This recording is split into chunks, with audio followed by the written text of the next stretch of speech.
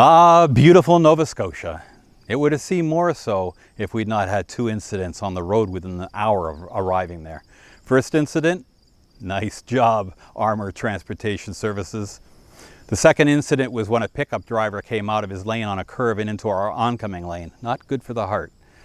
These two incidents were the only ones during the entire 45-day journey.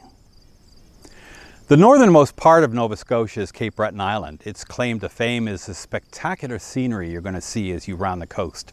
Strange to say, perhaps, this route is very popular with bicyclists, and it can be very steep. Keep an eye open for them.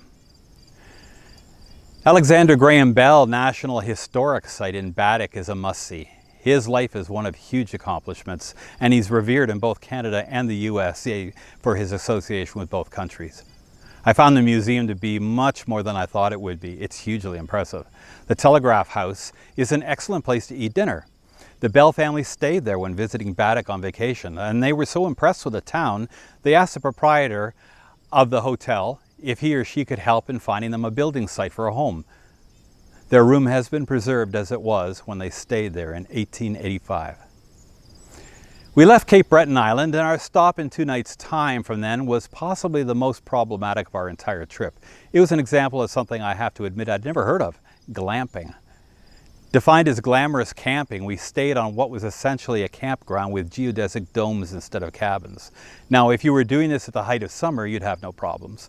But these nights it was getting cool at night and we did need heat. The supplied heating source was a tavern's patio heater, which I have to confirm is an outdoor appliance. Using this propane heater indoors is a recipe for disaster. Being a retired firefighter, I was quite concerned. In order to not choke on the fumes and to be sure we were not going to die in the night, I opened the 2 small windows in the dome and had a floor fan force air out of the far window so fresh air would be coming in over the bed. The brown bodies of water or ponds which surround the few domes could not really be called picturesque.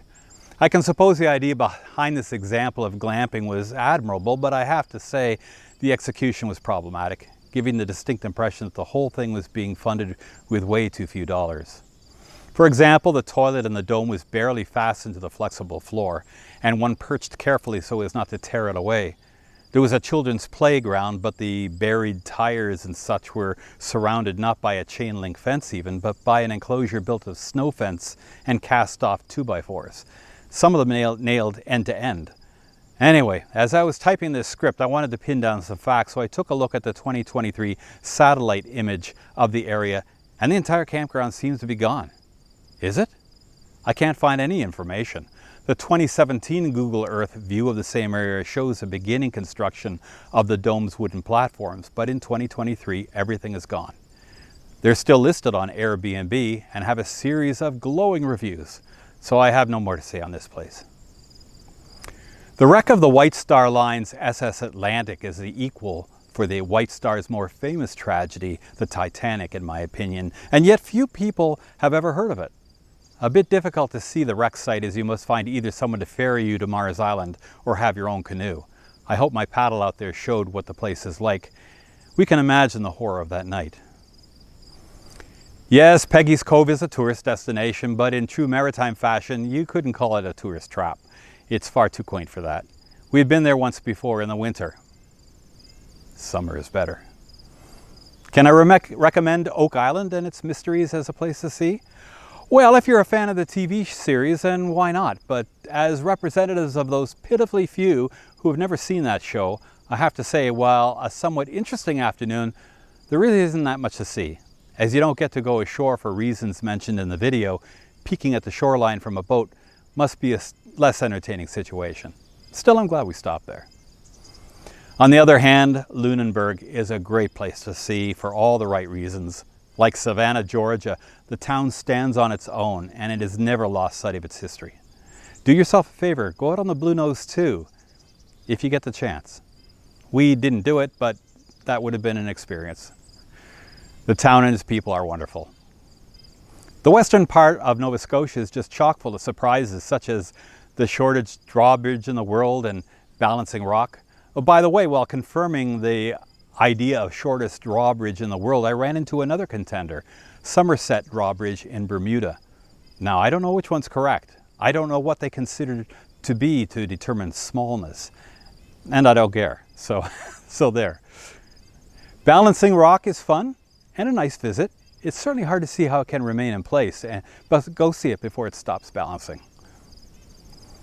Fort Anne is one of those weird forts which actually got a workout. It had been the center of strife for many decades in the wars between France, England, the Abenaki, the Mi'kmaq, and the Americans. A simple place, it's still worth seeing. The nearby town of Annapolis Royal's an amazing place. To me, it most resembles Niagara on the Lake, a town which has completely kept its historical character. It's gorgeous. When we stayed there, we had a night in a B&B, and this was the only time we chose a B&B during the entire trip. But what a B&B it was. Carlisle House was built in 1868 by a French sea captain, and it's got a long history, but it's kept its elegance. In the morning, you're served breakfast in the dining room with white glove service, as if it's Edwardian England and you are family. This is not the only such place in town, as there are many mansions which are over 100 or 150 years old, and they are open for business. And Carlisle House is pet friendly. Again, I'm not paid for this recommendation, it's just my opinion.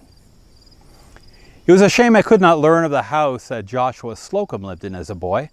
As I've been able to find out nothing, it's possible the exact house is not known and perhaps no longer exists. But the small Mount Hanley Schoolhouse Museum is impressive in a passive way. The owner simply kept up the building and let it stay the way it was. Hey, bravo! If you want to visit, they say the museum is open in the summer, but their website is defunct, and I don't have any further information.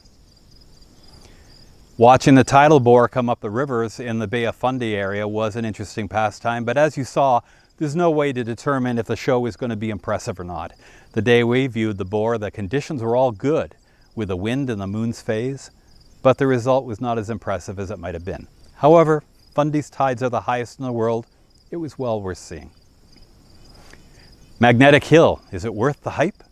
Well, we did get a kick out of it, as it's a very convincing illusion. As it is next door to the Moncton Zoo, why not see both attractions at the same time? Lake Temiscouata will stand out to you as it did to us with its sudden impressive beauty. We'd seen it on an earlier visit to New Brunswick, and I knew I wanted to stay on its shore for a night. At the town of Cubano, on the shore of the lake, that seemed to be a good vantage point. So we chose Motel Royal for our lodging. They seem to have a nice elevated view of this pretty lake. But if you chose this place for your stay, be aware that they also have a lower, less desirable strip of rooms down near the shore. You want to confirm your location if you would like to have the better view. And so that concludes my three-part review of the Atlantic Provinces tour of 2022. As you may have noticed, the two videos which followed were of an earlier visit to New Brunswick and Prince Edward Island. Next up, a major tour to the west coast and up as far as Alaska. If all goes well, this should take place very soon after these video reviews have gone public. I hope you return for that. Enjoy your day wherever you are, and take care.